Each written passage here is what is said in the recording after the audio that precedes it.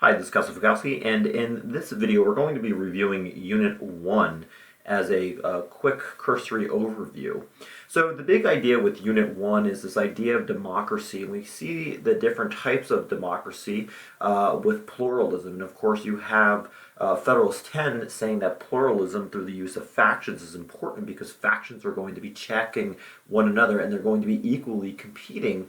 Whereas Brutus number 1, and again keep in mind that this is during the 1700s, is going to say quite the opposite, that pluralism is bad. It's going to be leading to policy gridlock and ultimately nothing's going to be getting accomplished. So pluralism, you have two different competing viewpoints of that, but today in our context, it's the idea that interest groups are competing with one another and not one is dominating over another.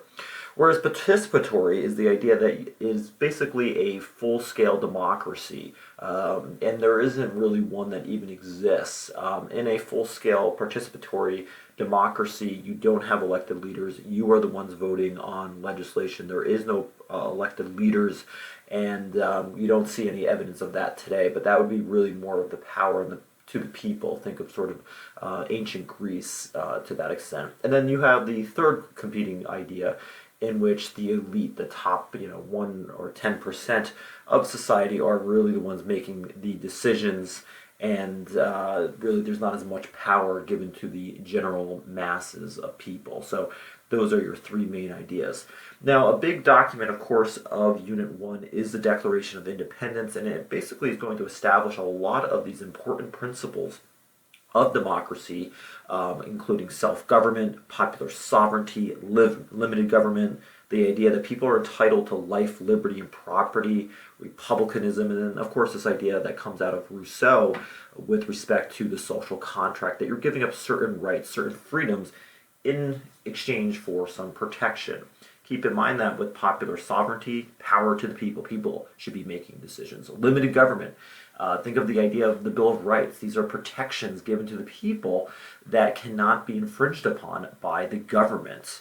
And then, of course, with republicanism, the idea that we are electing leaders who are supposed to represent our best interests when we vote them in. Of course, this is also very Enlightenment heavy. As we know, Locke, Rousseau, Montesquieu are very much part of the Declaration of Independence. And then, again, it's important to keep in mind that there is this constant debate that rages even today as to how much power to give to the national government versus the people and the states. Now, we know that we've had two constitutions, right? So, again, to reiterate this consistent ongoing debate between how much power to give to the national government versus state government is something that they're going to be grappling with the 1700s, but also today. After 9/11, we have the Patriot Act, which is basically, sort of infringing upon the Fourth Amendment. And you have people going back and forth, well, should we be giving up some of this, our freedoms and our protections, such as the Fourth Amendment, to the government to be more safe? So again, it's sort of a tug of war back and forth. But going back to our first Constitution, the Articles of Confederation, certainly plagued with numerous problems, having no national court or military or national figurehead, amongst other issues. And really Shays' Rebellion is going to bring that to the forefront, that this Constitution is not working. So we have the Constitutional Convention, in which two competing plans are going to come about. We, of course, have the New Jersey plan, which favored smaller states in terms of population, versus Virginia, which favored, of course, a larger state population, also advocating for a bicameral legislature. So ultimately, this gets settled through the Grand Committee, where you have a select few leaders, and they ultimately come up with the Connecticut or Great Compromise, and that is the representation that we have today, where every state gets 2 senators, and then every state gets a number of members of the House of Representatives based on population. So taking the best ideas of both plans. And it's important to note that in the Constitution that we have today, there are many compromises, not only the Connecticut Great Compromise, but also the Electoral College, because you have the states and the federal government participating as to who will become the next president in that process. Also banning the importation of slaves after 20 years, as well as the 3/5 compromise. So keep in mind, there are a lot of compromises during the Constitutional Convention. Now the tough part becomes the ratification. Of course, we have our favorite Federalist Papers that you definitely need to know and extract main themes, but here are some, again, overarching ideas here. That Federalist 10 is saying that we need factions. These are good. They're going to check one another. 51, this idea of separation of powers. Keep in mind, this is part of the Madisonian model in terms of preventing tyranny. And then Federalist 70, saying that we need a one singular president with energy who can be accountable. And then 78, the idea of why we need a national court system, in particular a Supreme Court, because of course this is going to be protecting people's rights, but also one that should not be feared as it lacks the power of the purse and the sword. Also keep in mind, as we just mentioned before with Brutus number 1, is going to of course argue against pluralism, despising large republics, not thinking it's going to work, and what ultimately gets the Constitution ratified is of course the Bill of Rights. That's going to assuage the smaller states and of course the anti-federalists.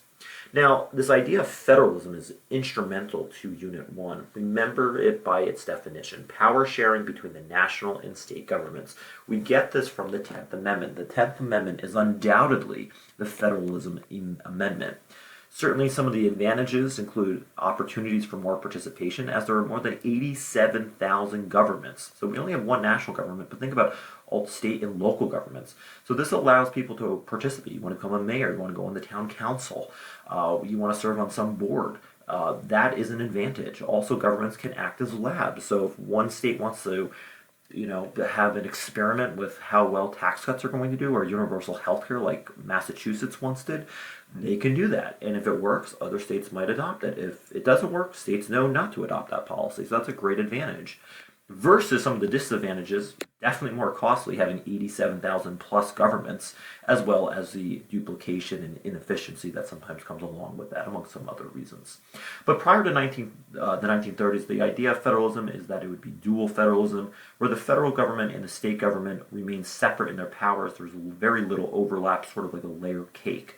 After the 1930s, ushered in with FDR and the Great Depression, we have cooperative or fiscal federalism that is more of a marble cake, where you do have more overlap in responsibilities with the federal and state government. And we see this, for example, with Medicare. The federal government and the states work together. And again, that ushered in after the 1930s. So one big idea with fiscal federalism, when we're talking fiscal, we're talking about money. So the federal government works with the states with categorical grants. And remember, those come with strings attached. You have to use these for a specific, detailed purpose. Whereas a block grant is what states tend to like a lot more. Think of it as a block of marble where you can sort of shape and use it how you want, and states like to be able to do that.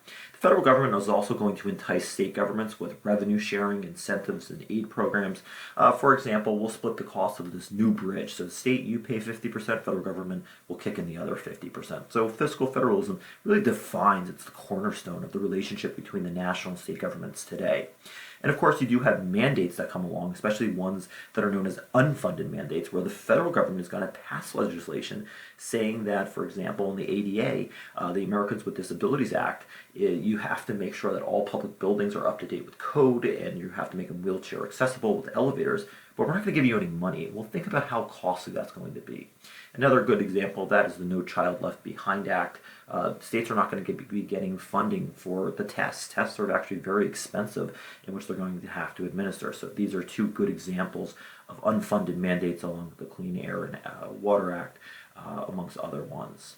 So in terms of the distribution of powers, again, dealing with this idea of federalism, you have delegated or enumerated powers, in which these are given directly to the national government, such as the right to declare war by Congress. That is spelled out in Article 1, Section 8. Whereas reserve powers, those are given only to the states, and that is per the 10th Amendment. So anything not given to the national government is automatically assumed by the state government. So think about education, driver's licenses. Those are powers reserved to the states thanks to the 10th Amendment. And then, of course, you have the concurrent powers, where those are shared powers. So, for example, the national government taxes you, and the state government taxes you. So that's a dueling, overlapping power between these two entities. But to finish up here, the key question, I think, of this unit is how much power to give to the national government. You have a McCulloch v. Maryland, that case where Maryland's trying to tax the national bank. Congress is saying it has this implied power, that it is necessary and proper, and it's going to establish its dominance, especially through not only the Alaska Clause, but also the Supremacy Clause. And this is going to really increase the power of the national government over the states, similar to the Commerce Clause. It's not going to be up until 1995, with the case of U.S. v. Lopez, that the Supreme Court's going to scale back national government's power, saying you're going too far, that basically restricting guns in a school zone it really is a too broad of an extension of the Commerce Clause, and that's going to put the national government in check. So really, up until like the 1990s, power of the national government is going through the roof. But U.S. v. Lopez is going to sort of stop that. It's going to sort of turn the tide to a certain extent. So that is a general overview of Unit 1. Certainly there are some more specific details, but again, keep in mind some of these key documents and key questions.